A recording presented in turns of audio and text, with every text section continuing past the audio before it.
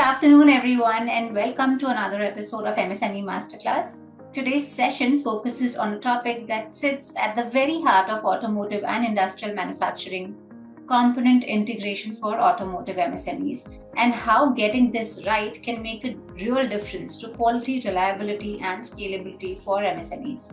We are delighted to have with us Mr. Ajay Palkar, a seasoned engineering leader with over 35 years of experience across automotive, defense, and industrial domains. Mr. Palkar has spent decades working in the intersection of product design, system integrations, and large-scale execution, leading complex programs across vehicle electronics, powertrain systems, sensor, embedded electronics, and next-generation technologies.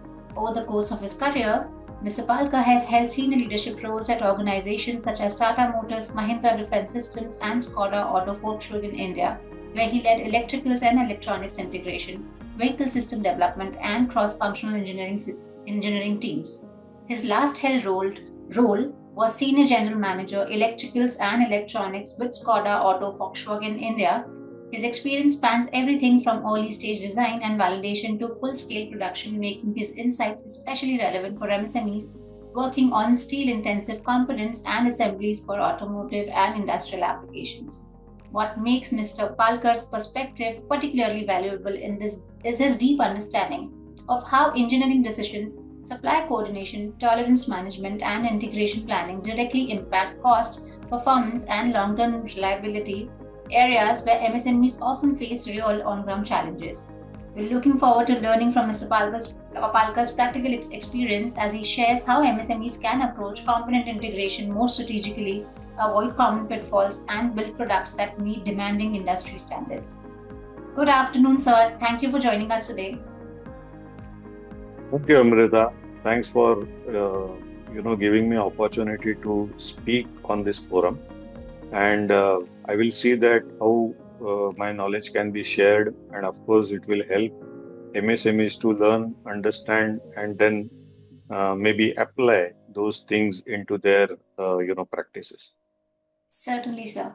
So we'll quickly begin with our first question to you. When we say component integration for MSMEs in the automotive space, what does it practically mean on the shop floor? MSMEs play a very important role here, working or maybe when it comes to small components. And when we start, the maybe second or third level from tier 2 or tier 3 MSMEs, probably it will start from the smallest component. It may be nut or bolt, or maybe some small clip. And from there, the same component goes to many different subsystems. Then that subsystems goes into a system, and then systems goes into a complete assembly of the solution. The solution then it goes to the vehicle, and when it goes to vehicle, it functions the way it has to from the performance and reliability point of view. So component integration is nothing but the assembly of each and every part. So it's not only the assembly, but also a process required to assemble those parts. So, when it comes to small MSMEs, it may be nut or bolts, maybe clips, but when it goes to subsystem or system level, there are certain processes needs to be adopted. These processes will have maybe a physical layout, maybe the process flow, maybe a flow chart which is required for assembling those small components or maybe subsystems into the systems. There is a need to adopt some digital tools. It may be it may help for using those digital tools under India 4.0 initiative. So there would be a real-time monitoring, there would be a digital traceability, there would be connected machines, working on assembling those parts. The advantage of bringing these, technologies into assemblies or integration of components and subsystems, you will have the enhanced quality and traceability as well. So there would be a inline inspection, there would be a managing the tighter tolerances of components when it comes to mainly um, on the sheet metal components. And then you also have to have a just-in-time concept, which you can perform your all the activities of integration in right time and in right uh, milestones with reference to right milestones. So there would be less bottlenecks. There would be uh, the seamless integration of each and every component to subsystems and systems. Here there is a upskilling is also required when it comes to MSMEs. It is necessary that when we are using latest technologies, working on these integration aspects, your workforce has to be also having the right skills, and proper safety measures have to be taken. So this is how it goes to looking at the component integration into automotive space specifically. And when it comes to shop floor, it is necessary to use some latest technologies, maybe under 4.0, and some digital tracking systems, traceability systems, and safety measures. Got it. So now tell us, how does smart integration of components actually impact cost, performance, and reliability? Very good question, Amrita. I think it's very clear that when I say somebody have to utilize digitally, or digital integration have to be in place with India 4.0 intent. It is very clear that you, or maybe MSMEs, or whoever is the integrator, has to spend a lot initially.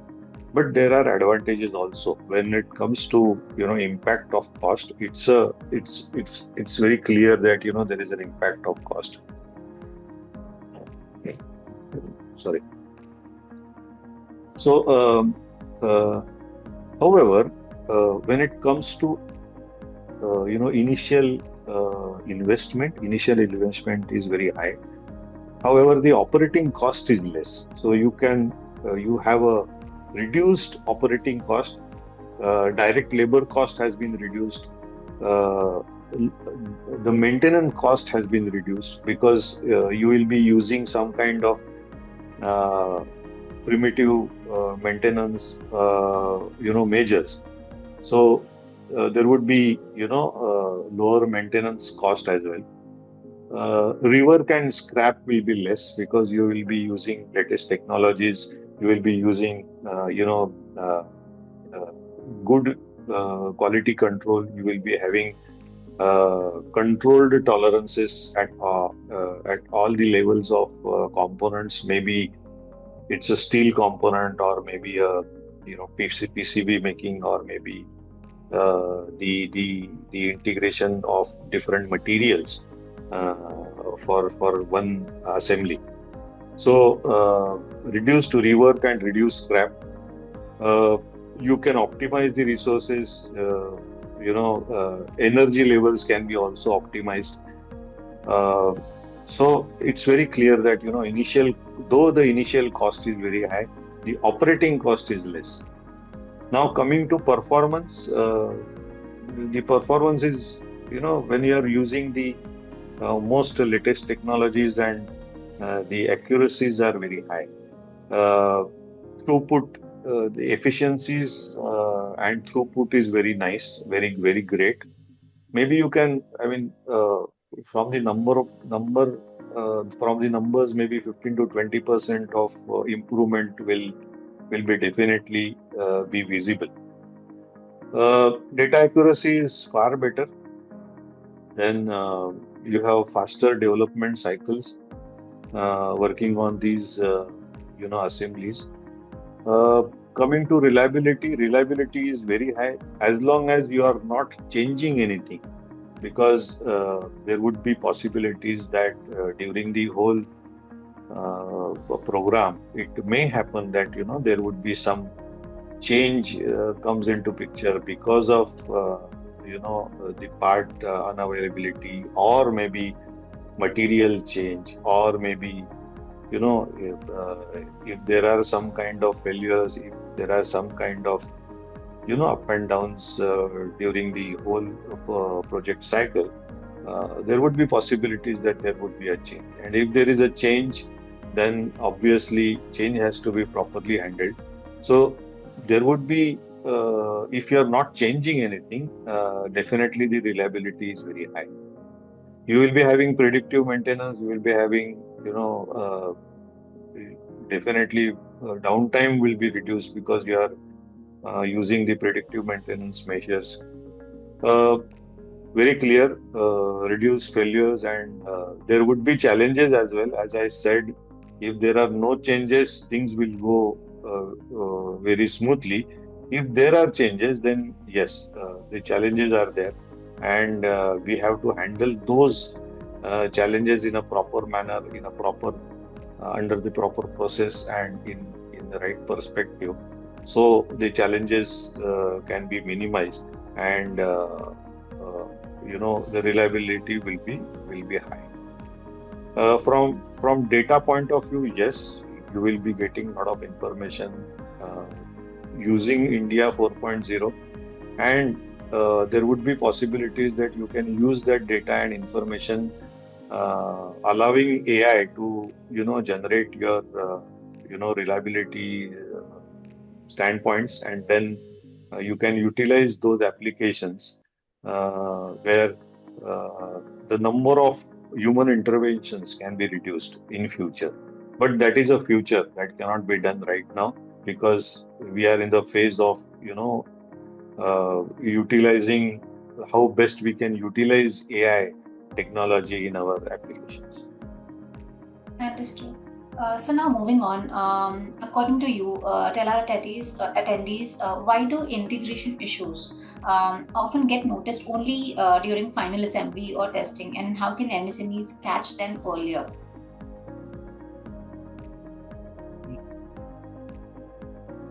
Normally, we in the sense, all the engineers follow a V cycle.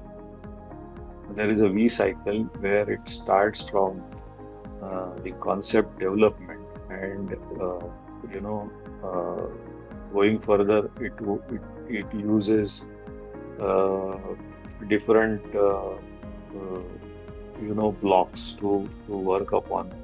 So it starts from concept development, and then it comes to a preparing design specification, then simulating those design requirements, uh, and then the development, and finally once when it goes to the right uh, arm of V cycle, we have a component testing. That after components testing, there is a uh, the sub-assembly testing, then system testing, and then it comes to a vehicle testing. So it's a V cycle where all engineers follow this V cycle. Uh, it has been observed that though we follow a V cycle properly, there would be a possibility that you will find uh, some failures during the testing. Uh, I mean, every engineer has to work out the design requirements or design calculations. He does it through his hand, first of all. So that is the first level of simulation. The second level of simulation is you you utilize some kind of simulating tools, maybe a MATLAB, maybe a CAD tools or some kind of tools, CFD tools and all that. So you do it through tools, and then so simulators are being used, and then you have to utilize or you have to use emulators, the next level of simulation, that is the emulation. And after emulation, you can have maybe some kind of visual mechanism of looking at the actual function of the product. So that those are the four levels of testing. However, we still find uh, some some failures in testing. Uh, though we follow the exact requirement of testing, that means we follow the processes. We give for the simulation tool, we give some kind of standard requirements. Uh, Standard requirements from the performance point of view, from the environmental and logic point of view, from the change, how the environment changes, how the uh, uh, over the period, how the reliability is impacted. So, though we give all these things, still there would be a possibility of failure.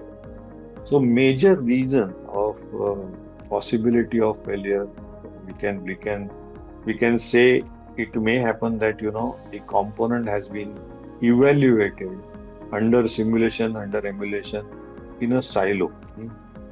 We MSMEs, or even if whoever is the component manufacturer, he does it uh, in silo. So that would be a possibility of failure.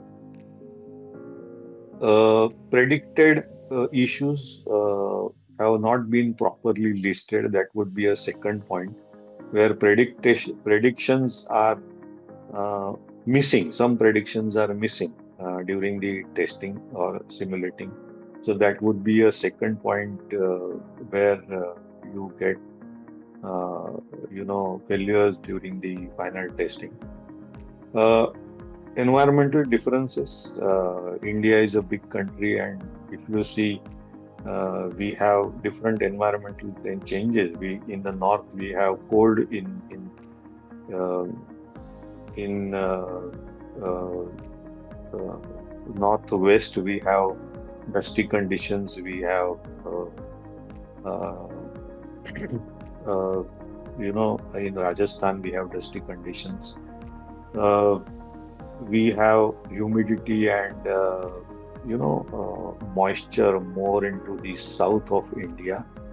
Uh, we have dry climate in the eastern part of India, and maybe northeast part of the India. There would be a lot of humidity as well.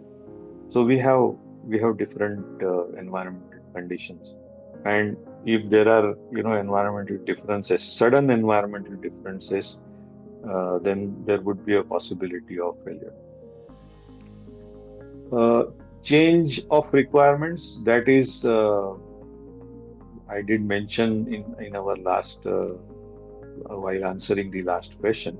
So changing requirements, that is one of the factor, and if you don't follow the right processes of change request, then you will definitely observe failures during our the last testing part. Uh, in case there would be a change happen uh, coming from the third party, if you are buying some component, off the shelf component, or some component which is you are importing from outside, if there are changes happen at their stage and it has not been properly communicated uh, here with us, then there would be a possibility of failure. So there are multiple things by which there would be there would be observation of failures. But however, the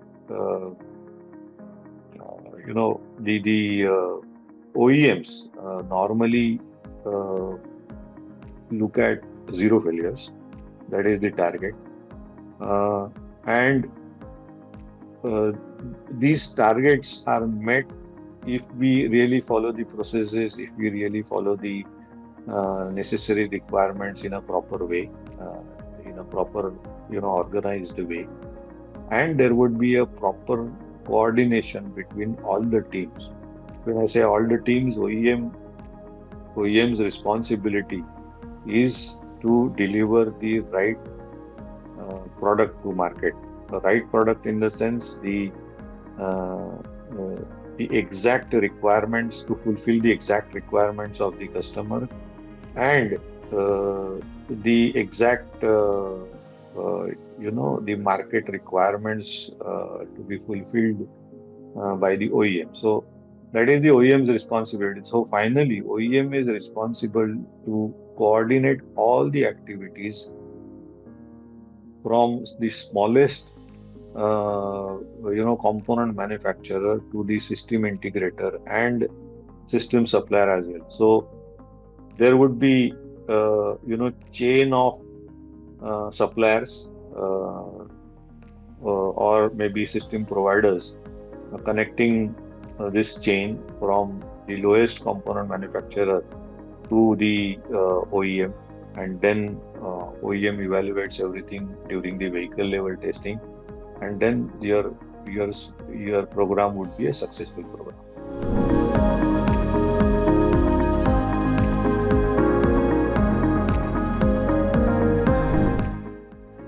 Understood, sir.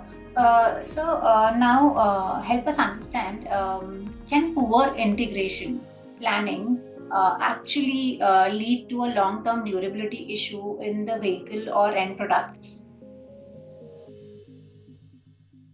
Yes, I think this question is very relevant to what we just talked. So, I would give you one example. See, normally the reliability is more connected with structural components. Secondly, it also connected to the electrical and electronic components. So it's not only specific to one, but I will give you one example on structural issues. What was observed when we launched or when we started our EV initiative here in India. So a bus manufacturer, I don't want to name it, but a bus manufacturer where there is a failure of there is a structural failure on the door frame.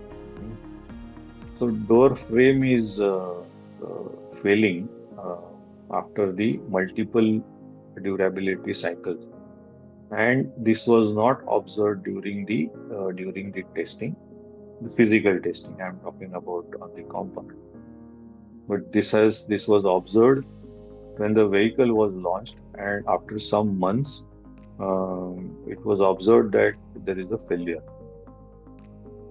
and you know uh, when it was investigated, it was it came to know that there is a tolerance change which was made during the manufacturing for this frame, and this change has not been communicated backwards.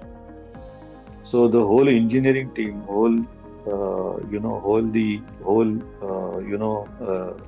the chain who is making all these small components and bringing these assemblies together as a door frame and door. Nobody, I mean, only one person knows, but no other people, understand all this. So, so this is how that durability issue is on the product. Uh, if if everybody has followed the change request, everybody has followed the Uh, if there is a change, we have to follow a process. We have to follow and communicate these things to all the stakeholders, whoever are there. So this kind of failure can be avoided. So there would be, when it comes to structure, there would be a material change, there would be a tolerance change, there would be a change in the drawing which was made. Uh, so these are the things, and of course, when it goes into the market, there would be a possibility of uh, improper tolerances, which was, even if there are observations, few can be ignored, and then if the product is sorry, if the product is going into the market, then probably you will face those failures. Uh, One more thing which is linked with environmental effects, that is the corrosion. And in India, a lot of moisture, a lot of rain, lot of such environmental changes. The fretting of corrosion is more. Uh, Another impact is on the thermal aspects. Thermal changes are more in India when it goes to North India, or maybe northwest part of India. In Rajasthan, you have thermal changes, fast thermal changes, sudden thermal changes.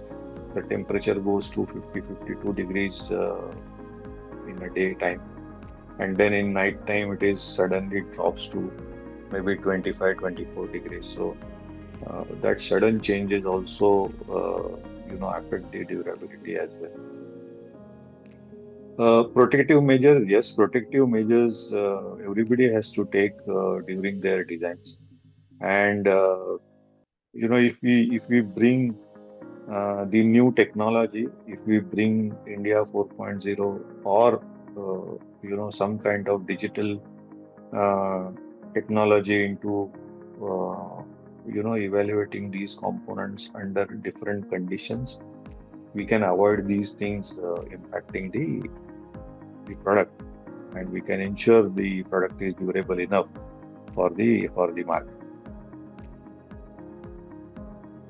Right.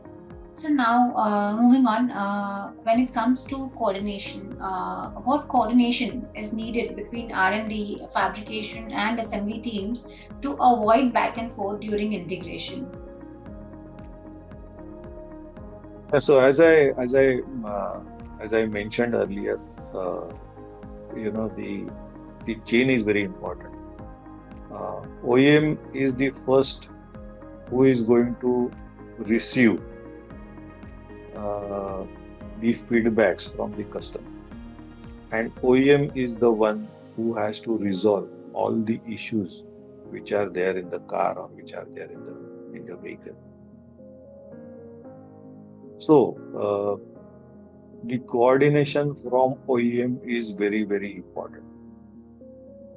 Uh, as I mentioned, we follow V cycle. Though we follow V cycle, uh, nowadays OEMs have become more of coordinators.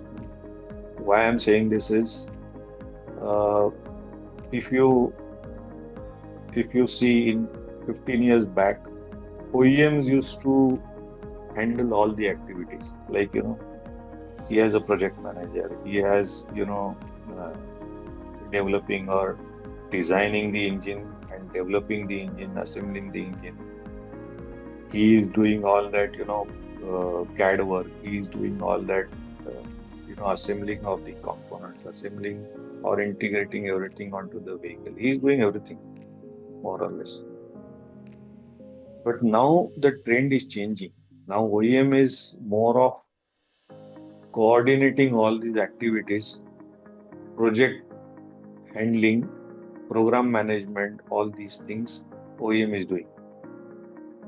He is offloading all design activities to uh, design service companies.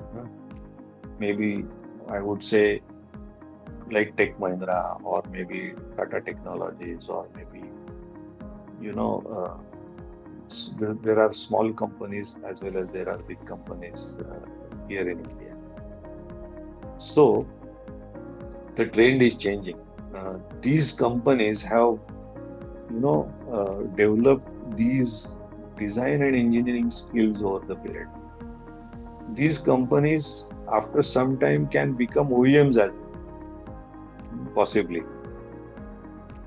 So the skills which were there 15 years back with design engineering service organizations have enhanced a lot, and now they themselves can design, they themselves can integrate, they themselves can validate, and then they themselves can support in all across the engineering activities. So looking at all this, OEM's responsibility is to define the right uh, requirements for the market, identifying the right product for the market, get it designed in a proper way, organizing in a right perspective, verify, validate, or get it verified, validated from the agencies, and then do the vehicle level testing. So, in V cycle, we have left side upper part, like defining what is required to the market, concept definition, and finally the vehicle level testing. These are the two blocks where OEM can focus more. They have to invest their time and efforts more, and then they have to coordinate all other activities to other stakeholders. So that is the trend which is being followed right now, which will probably will be little different for EVs. I am more or less talking about the conventional powertrain vehicle level. EV is little different because the technology is new. Everybody is learning in this field. OEMs are learning, service engineering teams are learning, the component manufacturers are learning. How to validate few things for EVs, that is also a new thing for us.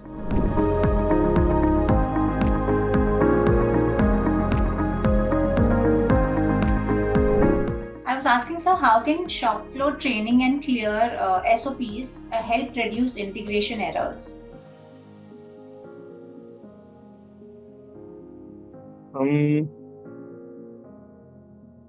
As we discussed in, I think it was question 1 or question 2, where we have to follow some standard processes. We have to follow some standard guidelines, and if we use the right technology, the latest technology, maybe going for India 4.0, then definitely all these standard operating procedures and shop floor trainings can be handled properly. So one is standardizing the complex processes. We have to properly do or follow SOPs. So the advantages are eliminating the guesswork. Maybe visual guidance is available. Identifying critical points which are very, very important from the POCAI-OK point of view.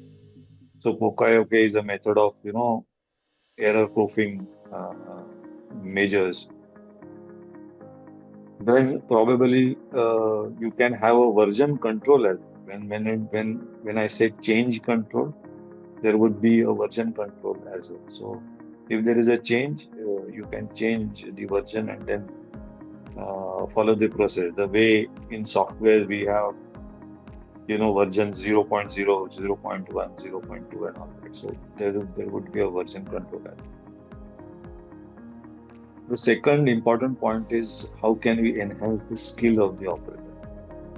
We can have a menu-driven up process which has been flashed in front of the operator, where he himself can look at those processes and follow the procedure. So hands-on learning, hands-on training, if not hands-on, these tools will help operators. Today there is one operator, tomorrow you have another operator. However, you don't have to worry about uh, he is not having a skill or not. If the things are there in front of him, if the things are very clearly written, clearly displayed, if there is a uh, visual and audio communication to him, he will follow the procedure. So bridging the skill gap, there would be a lot of techniques.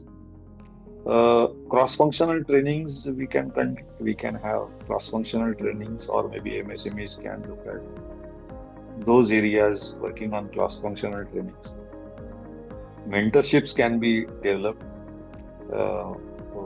Special industry experts or industry mentors will help working on these aspects. So, what's your view on simulation or CAD-based interface checks? Are these accessible and practical for MSMEs? Yes, very well. I think MSMEs have all the tools and practices available. As I said, we have to see how collaboratively we work as a chain of going from OEM to the MSMEs. OEMs can help providing some kind of tools, some kind of procedures, some kind of defined SOPs, some kind of process flow diagram, and having those tools available to each and every stakeholders. So it's very clear that these tools are available. And as I mentioned earlier, OEM has a responsibility of the product, which should be right and appropriate for the market. He is going to face the music. He is going to get the feedbacks, whether it is good or bad. So his responsibility is to develop skills. His responsibility is to provide the right tools. His responsibility is to break the barrier and go at a length to give the proper support to the stakeholders. So now, as MSMEs grow, from small batches to high volume production, how should their integration strategy evolve? Uh, Integration strategy has to be perfect. It has to be very systematic, technology driven, and connected technology. We have to follow a connected technology as well, because we are in a transition of moving from conventional powertrain vehicles to EV technology, and EV technology is a connected technology. And as I mentioned, this EV technology is new to everybody, new to the whole ecosystem in India. Now the ecosystem, each and every member of this ecosystem is learning. We are into a transition. If we make mistakes right now, we do make mistakes. Mistakes will allow us to learn in a right way. However, we have to reduce the errors. We have to reduce the number of mistakes what we do, and the one mistake cannot be repeated. So that is also important. So going from the small component to subsystem level, there is a transition, and when it comes to a transition, there is a next level of graduation. When it comes to next level of graduation, every stakeholder or every partner has to develop his skills. And as in engineering also, we see we have to develop multi skills. So here also, MSMEs or whoever it is, he has to develop multi skills. If there is a there is a possibility of working on different subsystems, yes, develop multi skills, understand what is required. There are huge opportunities. If you see the numbers which are connected with EV technology, there are other technologies are also connected with EV. That means there is a ADAS technology, there is a shared mobility, EV is specifically there. Then there is battery energy management system. So 4 or 5 major technologies are connected with EV. It is there are a lot of opportunities which are there in the market. Huge number of investments are required, as well as there is a huge growth potential in India in future, maybe next 15-20 years. So it is necessary that each and every has to develop. He has to first of all flexible enough, and then develop his skills to work on these technologies, develop the components, develop the subsystems, and support the ecosystem. So you've spoken about training and development, and we would like to deep dive into that aspect of our discussion right now. How important, according to you, are the skilling programs for the leaders and the operational employees, and how do you think they benefit from improving efficiency? So as I mentioned in last conversation, we have to develop skills.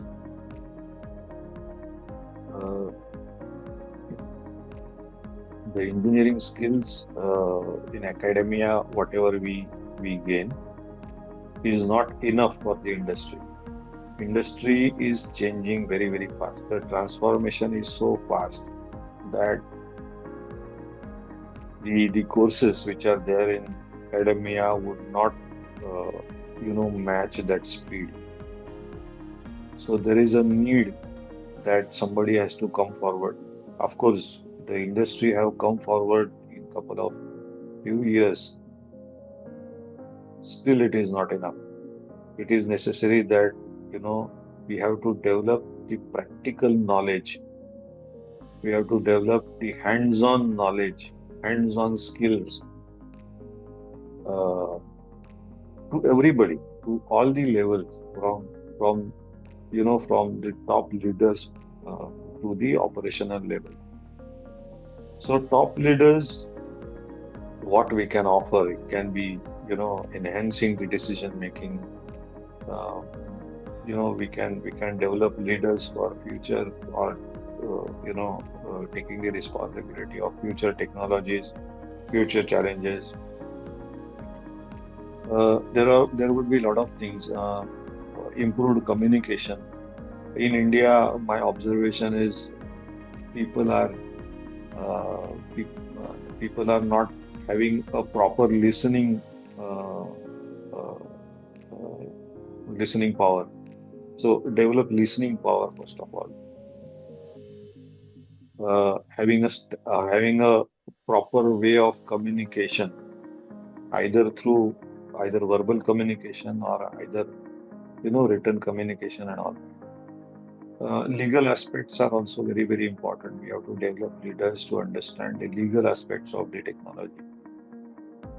And then awareness, bringing the awareness of the technology is very important.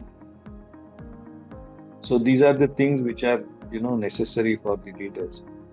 from the operational point of view, technical efficiencies or maybe proficiencies can be looked at.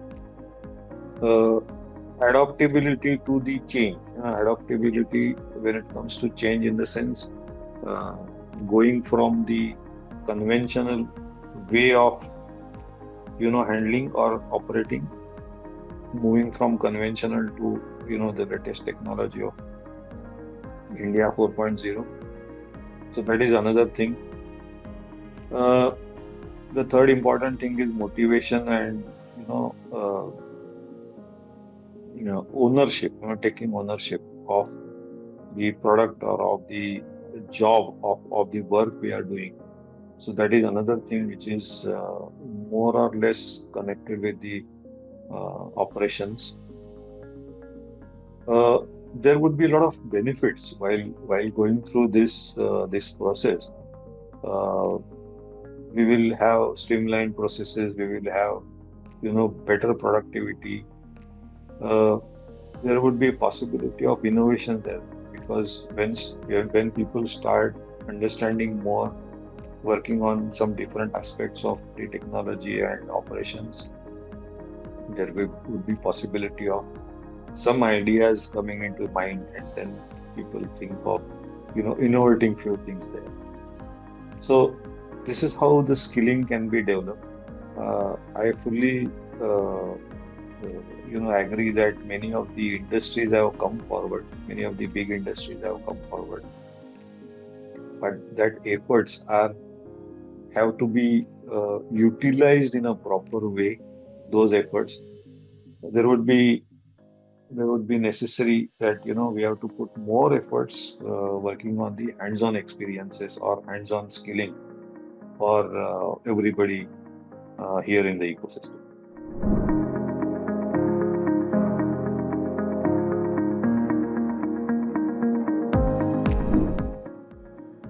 Got it. So now, tell us what role does an OEM play for this whole program, and how will MSMEs contribute to working with OEMs as Tier 1 or Tier 2? Yeah, so Tier 1 and Tier 2 are more or less they are the system integrators. Tier 1, Tier 2 also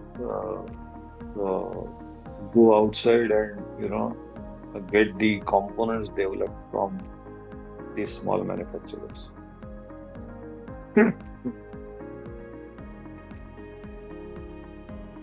So as I mentioned, OEM's role is more or less the left and right, the top of the left and right arm of V cycle. System integration and design, that is one thing which is very important from the OEM perspective. So he has to coordinate those activities. So that is the third aspect. Fourth major aspect is program management and project management. Program management is the overall program, how he wants to run. There would be different projects under one program management. Under project, there would be different models and verticals. So program management is something very important from his point of view. OEMs have also need to focus. This is the I think the fifth area where he has to focus on the strategic sourcing and risk management. So strategic sourcing is where he can bring a lot of optimization to the cost of each and every component and subsystem. So optimized cost would help him to launch the right product with right cost into the market. So strategic sourcing is one thing, and risk management is anyway necessary. It's a part of program management itself. Just in time logic, supply chain, proper supply chain is necessary.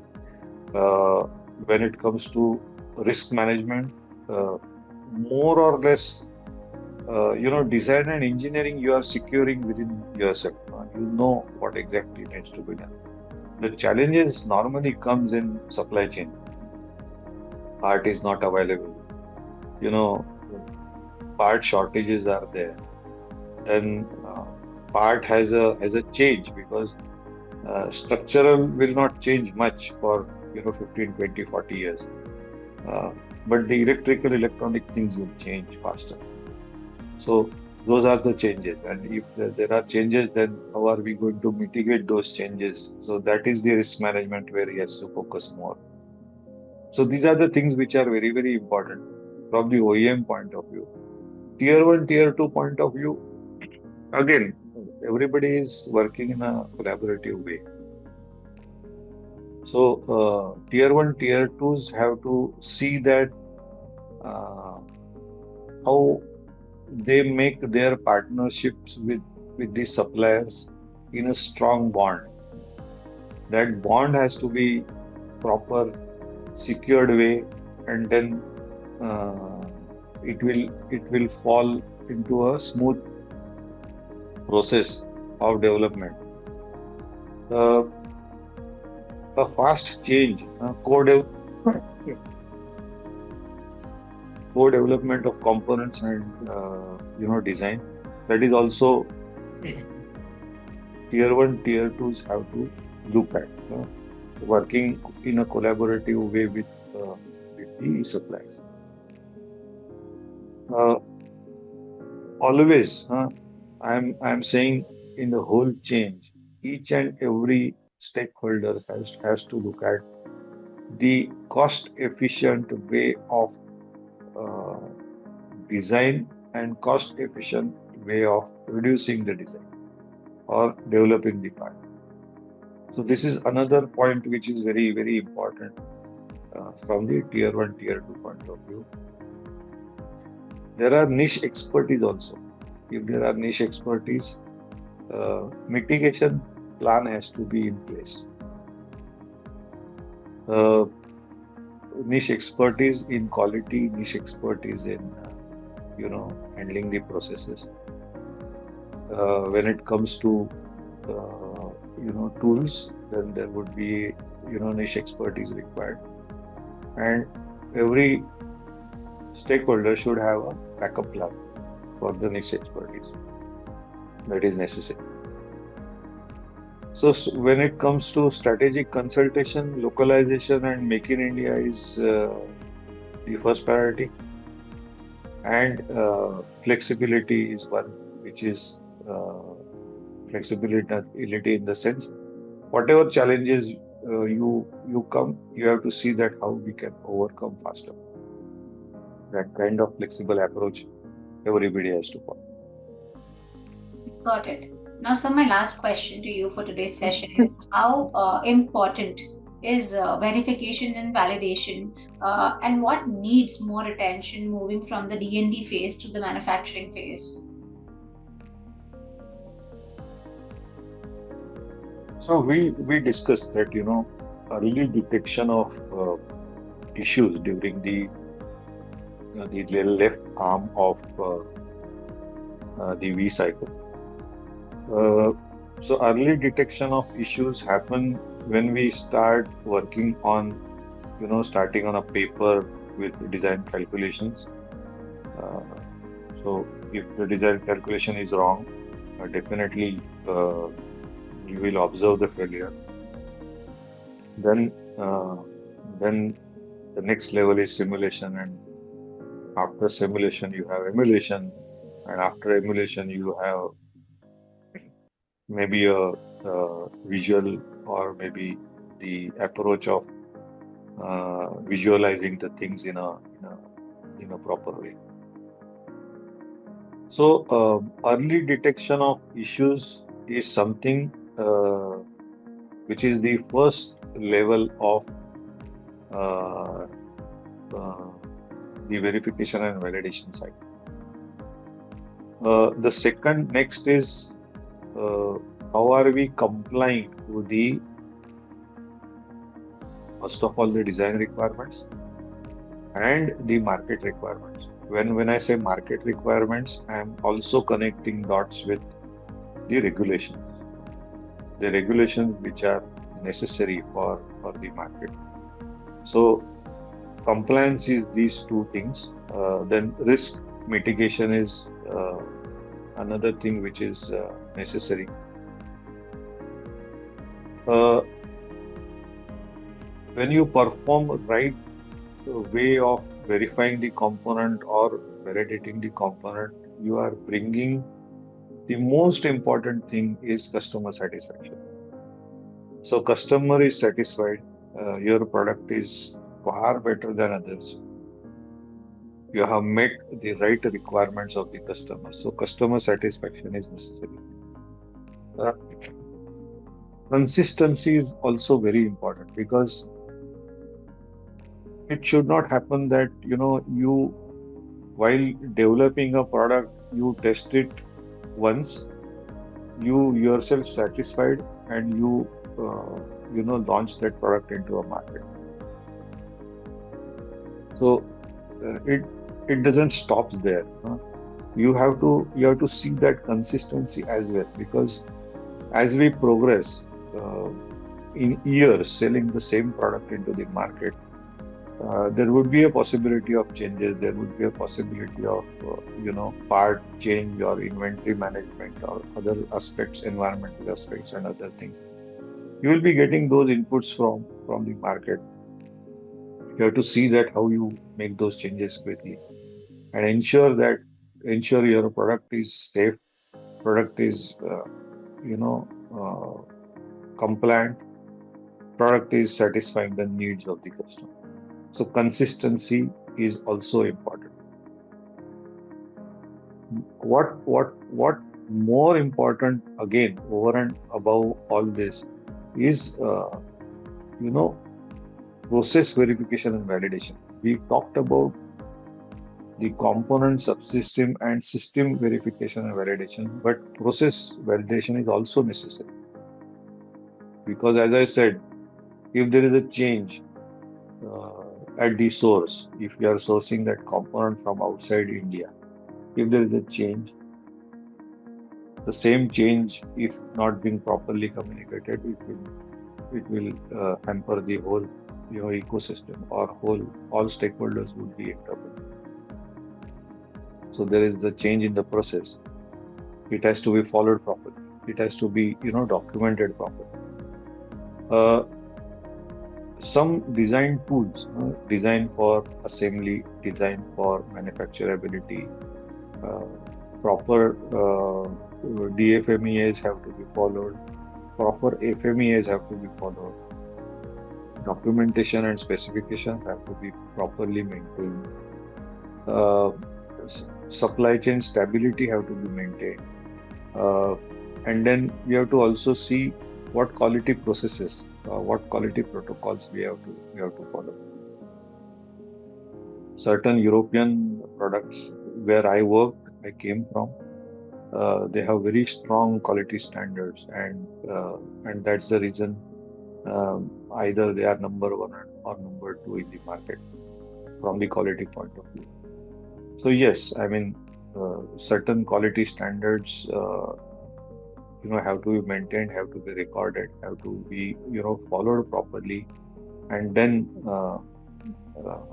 definitely your product would be successful in the market. That brings us to the end of today's episode. So thank you so much for being with us and for sharing your detailed insights on such an important and critical topic, which is component integration for automotive MSMEs. Thank you so much, sir.